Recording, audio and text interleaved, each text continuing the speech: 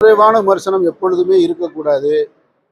ஒருமையில பேசுவது இருக்கக்கூடாதுன்றதுதான் நம்ம கண்ணியமான விமர்சனம் தான் இருக்கணும். எதிரி எவ்வளவு பெரிய ஆளாக இருந்தாலும் களத்தில் கருத்தியலாக எதிர்கொள்ளணுமே தவிர தரைக்குறைவாக பேசுவதால் ஒருத்தர் வெற்றி அடைஞ்சிட முடியாது.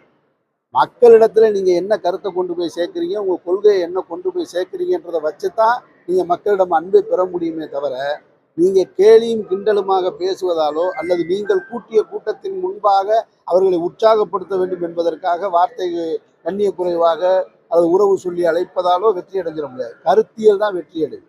அதனால எப்பொழுதுமே நம்ம தவிர்த்துக்கிறது தான். யாராக இருந்தாலும் சரி, நான் முழுக்க முழுக்க என் உயிர் உள்ளவரை கடைசி வரைக்கும் பாசிசத்தையும் பாஜகவையும் எதிர்ப்பு நிலையில் உள்ளவன். நான் ஒரு நாளும் ஒருமையில் நான் பேசினதே கிடையாது. மரியாதைக்குரிய பிரதமர் மோடி அவர்களையும் தான் சொல்லுவேன்.